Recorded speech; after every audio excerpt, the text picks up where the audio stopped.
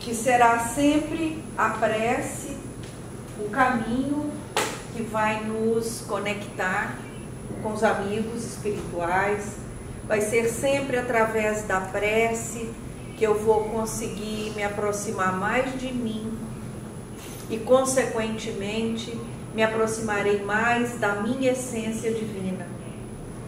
E quando nos recolhemos em prece, pensamos em Jesus, que é o nosso irmão maior, guia e modelo.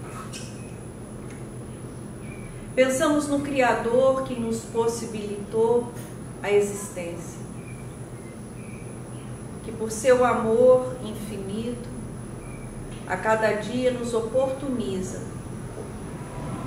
laborarmos nessa seara de amor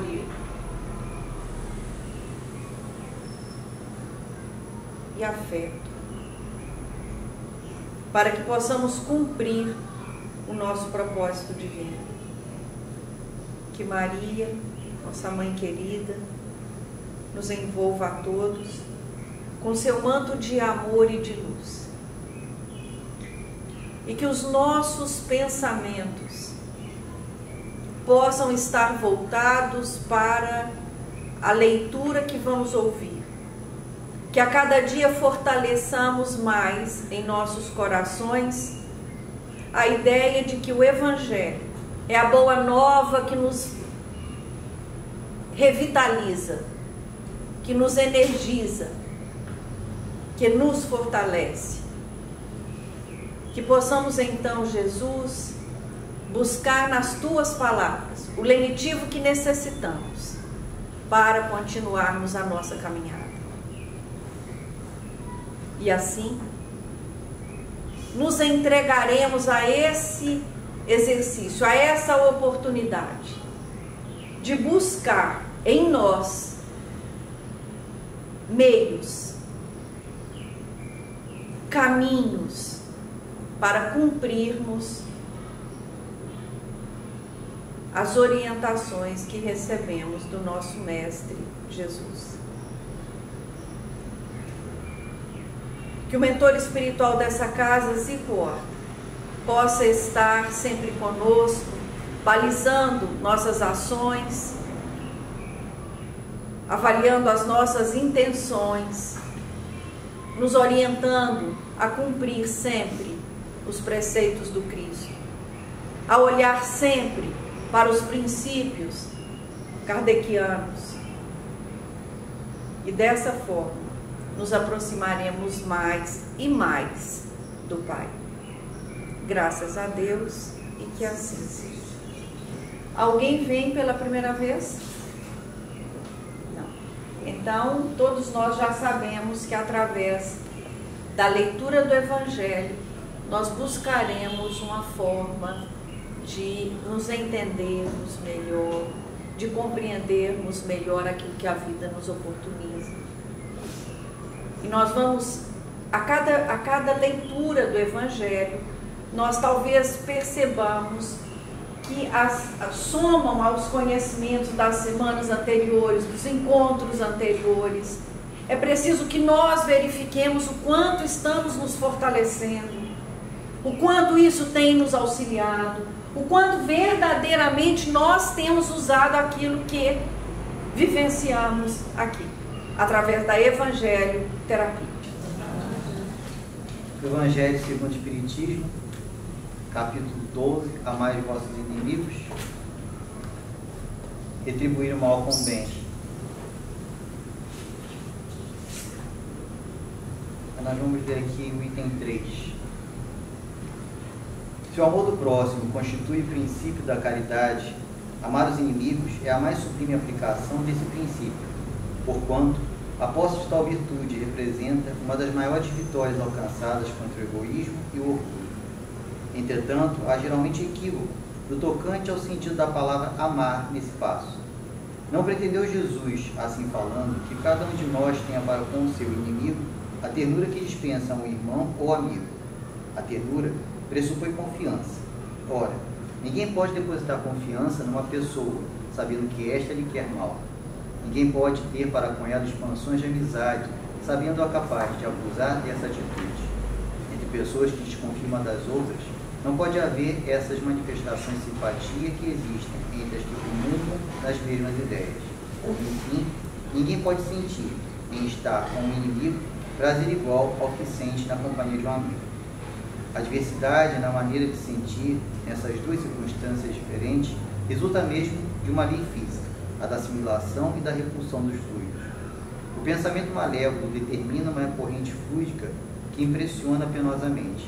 O pensamento benévolo nos envolve no agradável equilíbrio.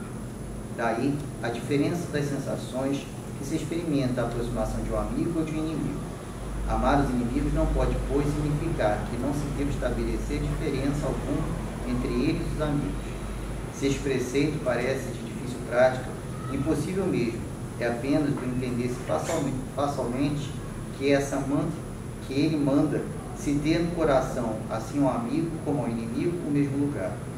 Uma vez que a pobreza da linguagem humana obriga a que nos sirvamos do mesmo termo para exprimir matizes diversos de um sentimento, a razão cabe estabelecer as diferenças conforme os casos. Amar os inimigos não é, portanto, ter-lhes uma afeição que não está na natureza, visto que o contato de um inimigo nos faz bater o coração de modo muito diverso do seu bater ao contato de um amigo. Amar os inimigos é não de guardar ódio nem rancor, nem desejo de vingança. É perdoar sem pensamento oculto e sem condições o mal que nos causa. É não pôr nenhum obstáculo à reconciliação com eles. É desejar-lhes o bem e não o mal. É experimentar júbilo em vez de pesar com o bem que lhes advenha. É socorrê-los em se apresentando a ocasião. É abster-se, quer por palavras, quer por atos, de tudo que possa prejudicar. É, finalmente, retribuir-lhes sempre o mal com o bem, sem a intenção de os humilhar. Quem assim procede, preenche as condições do mandamento: amai os vossos inimigos. Então, é bem claro nessa passagem do Evangelho, em vista dessa questão de retribuir o mal com o bem, que nós não temos condições de ter para com um inimigo ou um desafeto, né, vamos até aliviar um pouco a palavra inimigo, o mesmo carinho que temos para com aqueles que nos são afins, sejam do círculo mais íntimo, familiar, ou mesmo de um círculo um pouco mais expansivo, mas no sentido de afinidade vibracional, como o próprio Kardec coloca aqui. Mas, contudo, temos a obrigação de começar a exercitar esse amor. Se não temos a capacidade de amar o inimigo, que tenhamos a capacidade, ou pelo menos o exercício, né, de não querer retribuir o mal que eles nos façam com o mesmo mal. Esse é o subtítulo desse capítulo do Amar os Vossos Inimigos. Retribuir, como fala ali, o mal com o bem. E é muito interessante nas colocações feitas ali por Kardec, que nós não desejemos o mal ao nosso inimigo. É muito significativo isso, né? Nós paramos para pensar que a nossa posição de não desejar o mal ao inimigo já é um exercício, mesmo que ainda pequeno, da prática do bem. Então, que nós possamos fazer esse exercício. Que aqueles que nos são desafetos, sejam eles encarnados ou desencarnados, possam sentir de nós, se não o mesmo apreço que tenhamos a um espírito mais afim, pelo menos uma certa consideração. Nós espíritas, assim falando, temos o triste hábito, né, de vermos na figura do obsessor, né, aquela coisa quase horripilante do demônio das antigas gerações que trazemos dos segmentos religiosos que seguimos anteriormente. Quando não paramos para pensar que este obsessor, em determinado momento, pode ter sido até o nosso afeto, o nosso amigo em outra existência. Ou talvez que este obsessor ele sofra dores, ódios e rancor em virtude do que nós tenhamos feito para com ele a princípio. Então, né, o que, como a Sueli Carla Júlia fala, né, o obsessor na realidade é o nosso credor, nós é que estamos devendo a ele. Só que em virtude das limitações morais que ele ainda possui, como nós também possuímos, ele acredita que a vingança, né, que o revide, é a forma dele alcançar a justiça.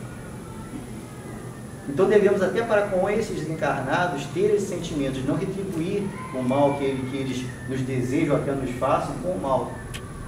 Né? De falarmos para ele: me desculpa pelo que eu fiz, e entendo até, de certa forma, apesar de estar sofrendo, o que você me faz. E a oportunidade de nós dois tentarmos nesse convívio nos reajustarmos, independente de estarmos em planos diferentes. Então que a gente possa fazer esse exercício, né? Seja com encarnados ou com desencarnados. Não ver o inimigo como aquele inimigo eterno, mas ver esse inimigo como um desafeto que estamos tendo a oportunidade de nos aproximar e fazer com que ele se aproxime de nós. E talvez até, se nós nos demonstrarmos aptos a uma mudança, ele também se veja propenso à mesma mudança. Então é não retribuir o mal que nos façam com o mal. É buscar sempre retribuir esse mal com o bem, que assim vamos estar exercitando esse bem em nós, fazendo com que nós possamos galgar, né, degraus, mesmo de forma lenta, nesse aprimoramento. E quem sabe auxiliar aqueles que nos são, aspas, inimigos ou desafetos, também a galgar os degraus dele, ao perceberem a nossa atitude perante eles. E talvez eles pensem, por que eu não mudo também a minha atitude perante ele ou outros? Muita paz. Com essa explanação que o André fez para nós, eu vejo que fica muito fácil, ou fica muito claro, qual é o caminho que nós devemos fazer se quisermos seguir os ensinamentos de Jesus. Porque muitas vezes, quando falamos em amar os inimigos, nos ocorre uma dificuldade, porque teremos que de alguma forma nos aproximar daqueles com quem temos alguma diferença. Então nós não vamos nessa tarde ignorar essas dificuldades, elas existem e inclusive são reais. Mas pelo viés do Cristo, nós vamos entender que essas diferenças, elas foram muito provavelmente provocadas por nós num passado que já não mais nos lembramos, mas que está arquivado no nosso inconsciente profundo e que virá à tona quando nós desencarnarmos. Então, quando Jesus nos orienta a amar aqueles que são os nossos desafetos, ele está nos mostrando quanto ele nos ama. Porque quando nós retornarmos à pátria espiritual, teremos a oportunidade de constatar se cumprimos ou não o propósito a que fomos destinados. E o nosso destino é cada dia estarmos mais próximos do Pai. Vamos lá?